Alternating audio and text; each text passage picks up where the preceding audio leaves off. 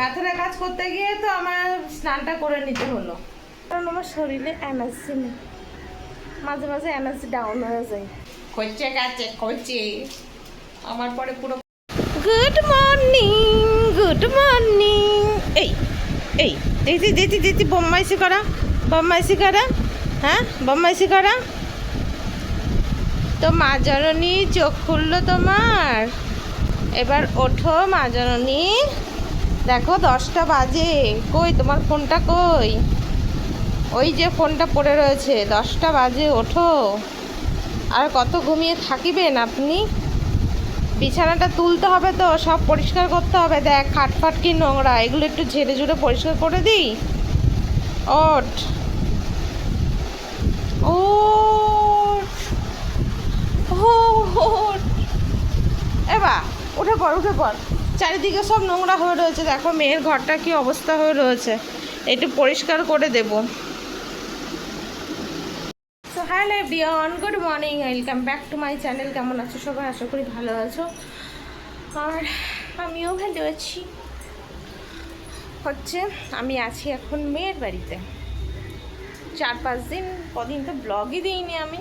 সেই যে বললাম ব্লগ দেবো, তারপরে তো তার মধ্যে মানে 1 সপ্তাহ হয়ে গেল ব্লগ শুরু করিনি, কারণ আমার শরীরে এনার্জি নেই, মাঝে মাঝে এনার্জি ডাউন হয়ে যায়। তো যাই হোক, এখনও এনার্জি ডাউনই আছে। এটা বাবা কী হয়েছে মানে এসব মুখের মধ্যে যে এত টমেটো ঘষলাম, তাও দেখো মুখটার কী অবস্থা হয়েছে।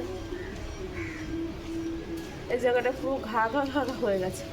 আসলে মেয়ের ঘরে এসি লাগানো নেই, এসি খোলা রয়েছে, লাগানো নেই, যার জন্য গরমে আমার পুরো সারা মুখে র্যাশ ফ্যাশ বেরিয়ে কী অবস্থা হয়ে গেছে। দেখো কপাল টপালগুলো কী অবস্থা হয়েছে।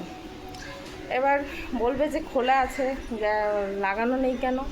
কারণ ওরা হচ্ছে ঘর হচ্ছে শিফট করেছে, এর জন্য এসি মানে যে ঘরে ছিল সেই ঘর থেকে অন্য ঘরে এসছে। আগের ব্লগে দেখেছো তোমরা এই ঘরটা? মনে হয় খুব সম্ভবত আমি দেখিয়েছি। তো সেই ঘরে এসছে, সেই ঘরে এখন এসিটা লাগায়নি। কারণটা তোমরা কদিন পরেই জানতে পারবে, এখন সিক্রেট থাক। তো যাই হোক, এখন মেয়ের হচ্ছে ঘুমিয়ে আর উঠছে না বলো তো। আমি এখন ভাবছি ওর ঘরটা গুছিয়ে দেবো, গুছিয়ে দিয়ে আমি একটু বেরোবো, তো উঠছেই না ঘুম থেকে জানো। অরূপও বেরিয়ে গেলো সকালবেলা, একটু ছাতু গুলিয়ে খেয়ে চলে গেছে। আর আমি এসছি আজকে প্রায় মঙ্গলবারের দিন এসছি।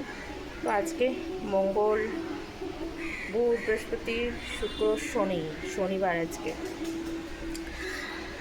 কী আর করা যাবে, চলো, কপাল কপাল। শনিবারে এসছি, কেউ আমাকে খোঁজ নেয়নি, বুঝেছো? খোঁজ নেবে না তো চলো, কোনো ব্যাপার না, খোঁজ না নিলেও কোনো সমস্যা নেই।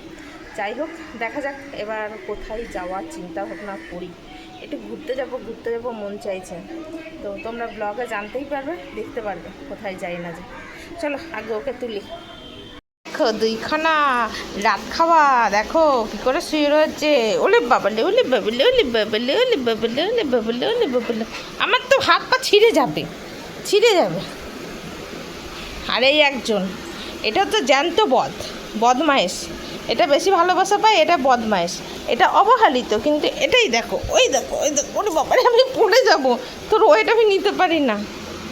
মহারানী উঠ যাও, মহারানী উঠ যাও, তাড়াতাড়ি ওঠো। তুই না বললি 12টার মধ্যে বেরোবি? হ্যাঁ 12টার মধ্যে বেরোবি বললি না? 10টা বাজে, কখন বাজার করবি, কখন রান্না করবি, কখন কি করবি বলতো? আমার তো এখন খিদে পেটে চোচো করছে। ওঠ, আর পেয়েছে খিদে প্রচণ্ড, আর দেখো এখানে শুয়েই রয়েছে, উঠছেই না। কীরকম মাথাটা গরম হয় বলো তো। যাই হোক, এখন টেনে তুলি, তারপরে আসছি। বাবা সোনামা, তুই তো ভাঙচুর করে দিলি। ঢাকনা তো এর মধ্যে ছিল, গামলার মধ্যে ছিল মাজা, গামলার মধ্যেই দেখ রয়েছে, পেয়েছিস?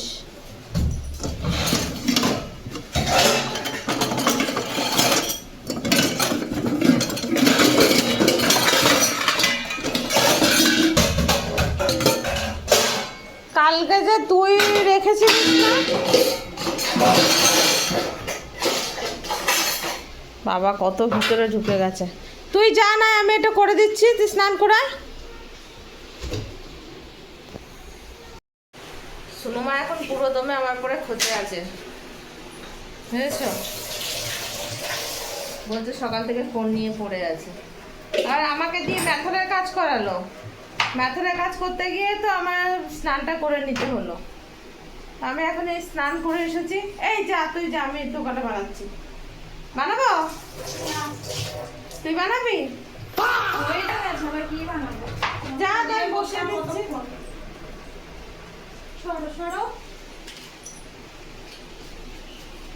খচে গেছে, খচে আমার পরে পুরো খচে গেছে। আরো হ্যাঁ, দাঁড়াও, বাইরে চলো বলছি। ঘরের মধ্যে অন্ধকার।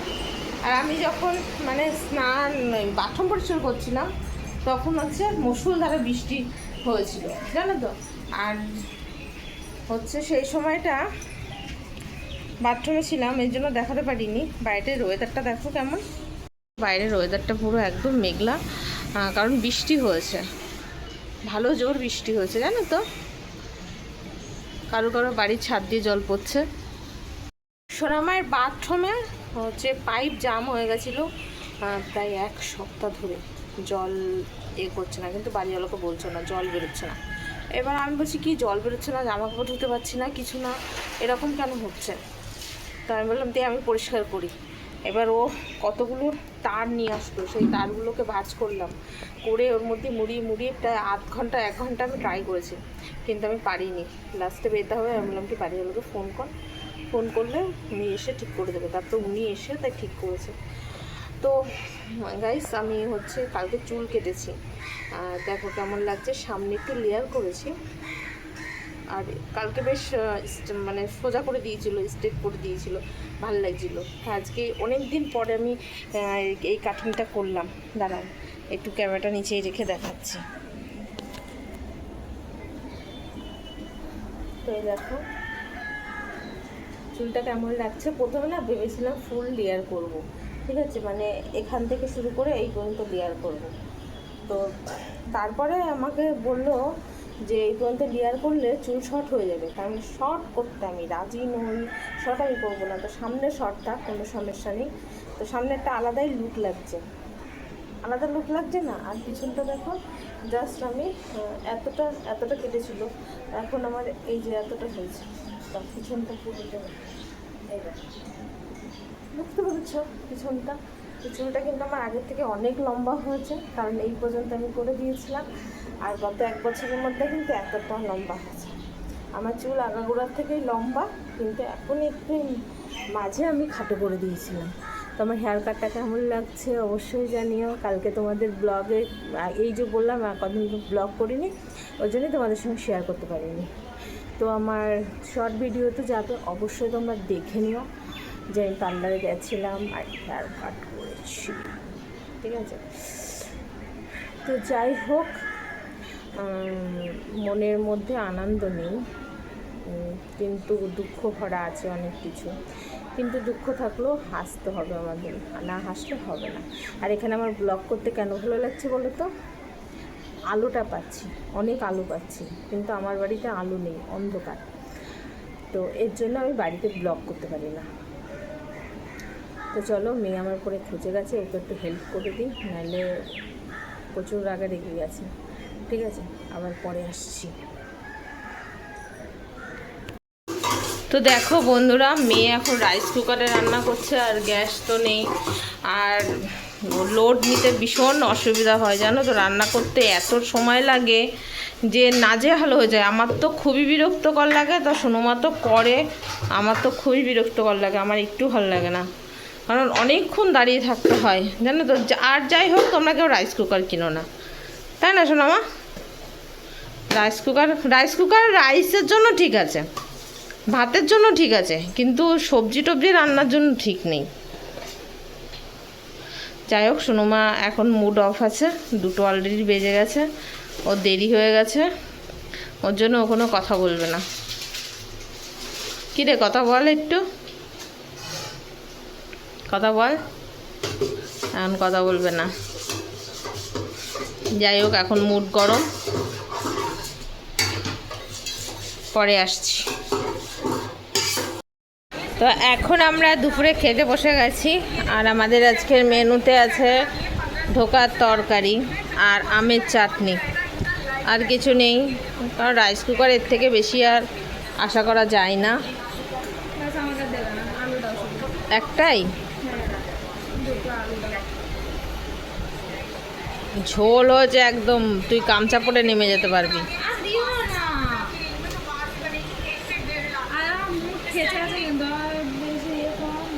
মুড খেচে আছে আজকে। তো চলো খাওয়া দাওয়া করি, করে তারপরে আসছি। একটা জিনিস দেখবে, আমি চানাচুরের প্যাকেট নিয়ে বসে আছি, চলে গেল। আমি দিচ্ছি না বলে আমাকে হাত দিয়ে টানছে, এখন বাধ্য হয়ে নিচেই চলে গেল। কিছু করার নেই, এই যে আমি চানাচুর নিয়ে বসেছি। এনেছি নি, খাবি খাবি না? গুড ইভিনিং সবাইকে। এখন আমি সন্ধ্যার সময় চা নিয়ে বসে পড়েছি, আর দুপুরবেলা মেয়ে খেয়ে দিয়ে বেরিয়ে গেছে। আর এই যে এখন বিস্কুট, এই দেখো এই বিস্কুট নিয়ে বসে পড়লাম চা খেতে। দুপুরবেলা মেয়ে খাওয়া দাওয়া করে বেরিয়ে গেল দোকানে, আর আমি সেই থেকে মানে ঘরেই আছি। সকালেও একবার দোকানে গেছিলো, আর তারপরে আবার বাড়ি এসছে, বাড়ি এসে আবার গেছে। তো এখানে যেহেতু বেশি লাইট ফাইট নেই, এর জন্য আর বেশি ভিডিও এখন আর বড় করছি না। তো এখন চাটা খাবো, খেয়ে ঘরটা ঝাড় দেবো, খাটটা ঝাড়বো, মেয়ের জামা কাপড় আছে ভাঁজ করবো, তারপরে তোমার কটা বাসন আছে মেজে দেবো, এইসব করে ঠরে এখন বসবো, তারপরে ভিডিও এডিট করে ভিডিওটা ছাড়বো, ঠিক আছে? তো চলো আজকের মতন ব্লগটা এখানে শেষ করলাম। দেখা হচ্ছে আবার নেক্সট ভিডিও ব্লগ থেকে। ততক্ষণ সবাই ভালো থাকবে, সুস্থ থাকবে। Tata, bye bye.